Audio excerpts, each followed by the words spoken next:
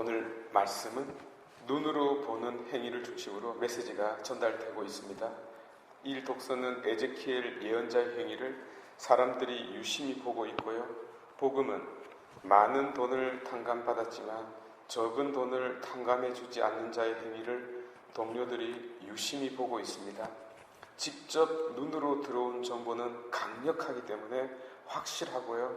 때문에 감정을 유발하는 것으로는 들음보다도 앞서고 다른 모든 감각기관보다도 우선합니다. 말씀은 이 시각적인 방식으로 강력하게 메시지를 전해줍니다. 에제키엘 예언자는 포로가 짐을 꾸리고 도망가는 모습과 두려움 속에 떨면서 식사하는 장면을 연출합니다. 말은 맨날 쓰는 방법이기 때문에 별 감흥이 없을 때가 많아요. 오늘 클라라 성녀의 축일이기도 하잖아요. 프란치스코 새끼손가락요. 그에게 큰 감명을 받은 그녀도 수도원 생활을 하려고 하니까 부모가 반대합니다. 프란치스코를 눈으로 봤어요. 머리를 빡빡 밀었거든요. 사회에 불만이 있는 것처럼요. 그래서 반대해요. 죄송합니다. 부모가 수녀원 가지 말라고 그러는데 동생까지 가버렸네요. 참 자식 새끼들 말 안 듣는 건 옛날이나 지금이나 똑같네요. 왜 막지 못했을까요? 그냥 말로 화를 냈기 때문입니다. 갱년기가 사춘기를 이긴다는 것을 행동으로 보였었어야죠.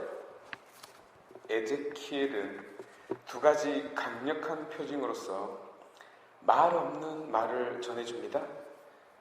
첫째가 바로 짐을 꾸려서 유배 갈 준비를 하는 모습입니다. 그리고 밤에 유배를 떠나는데 그것도 벽에 구멍을 뚫고 포로가 이송당하는 것처럼 나갑니다. 바로 이 글을 읽고 백 투 더 퓨처 영화를 만들었다는 것 아니겠습니까? 아닌가요? 죄송합니다. 이때 얼굴을 가리고 땅을 보지도 않고 갑니다. 희한하지 않나요? 중요한 것은 이 모든 행위를 그들이 보는 앞에서 행했다는 것입니다. 말보다 더 강력한 어떤 메시지를 전하기 위해서 말이죠. 사람들은 마치 노아가 방주를 만들 때 호기심 아닌 비아냥거림으로 둘러보는 것처럼 그 행위를 보고 있네요. 궁금하잖아요? 왜 또라이 같은 짓을 하는지 말입니다. 그래서 물어요. 예언자는 답합니다. 이스라엘이 당할 미래의 일을 자기가 연출하고 있다고 말입니다. 실제로 지드키야 왕 9년부터 11년 사이에 이 모든 일이 그대로 이루어졌습니다. 두 번째 징조는 17절에서 20절에 나타납니다. 에제키엘이 부들부들 떨면서 음식을 먹고 놀라고 근심하며 물을 마시는 장면입니다. 떠는 이유는 불안 때문입니다. 성이 포위되고 언제 함락될지 모르는 상황에서 음식이라도 먹고 버티고 있어야 합니다. 그러나 불안은 상상력이 가미될 때 제어 불능으로 변합니다. 공포가 온 존재와 심장을 부들부들 떨게 만들어버린 까닭입니다. 아마 예언자는 바로 그들을 바라보면서 근심 걱정으로 눈물을 훔치며 음식을 입에 넣었을 것입니다. 이 또한 그들이 보는 앞에서 행했습니다. 눈으로 보는 것 자체가 어떤 말보다도 강력한 까닭입니다. 그러나 그들은 비웃음 당한 노아처럼 역시 그를 비웃습니다. 고통받는 자는 예언자 자신밖에 없네요. 왜 그렇죠? 예언자를 선지자라고도 하는데요.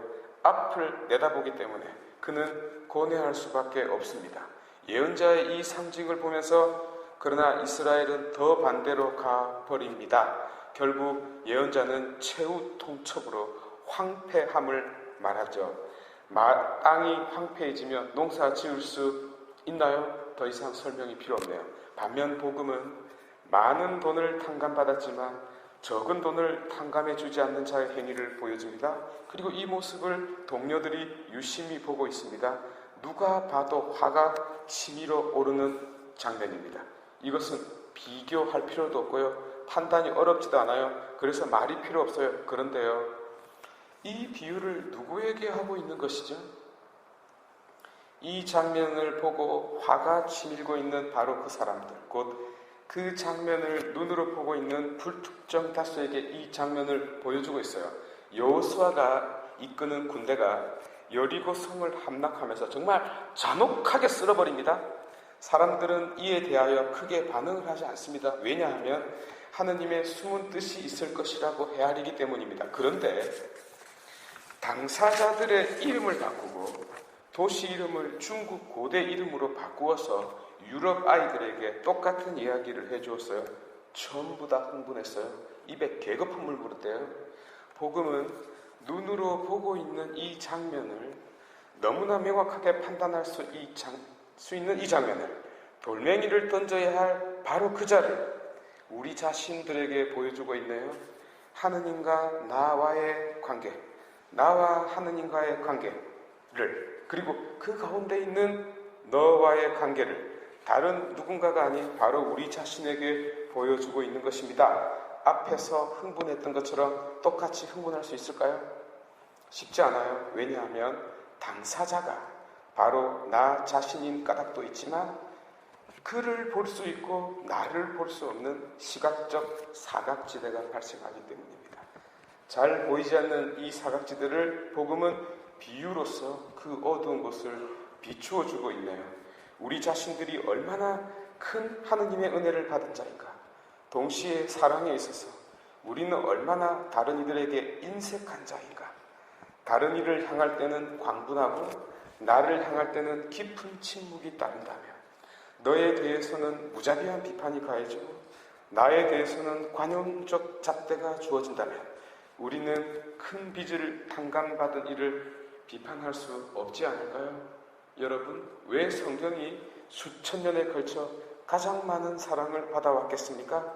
그것은 성경이 무엇보다도 우리 자신을 맑게 비추어주는 명경과도 같은 거울이었기 때문입니다.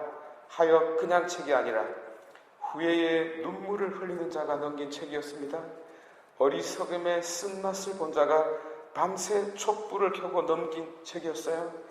인생의 상담이 필요한 자가 안경을 쓰고 1년 내도록 넘긴 책이었습니다. 아니, 한평생 넘긴 책이었습니다.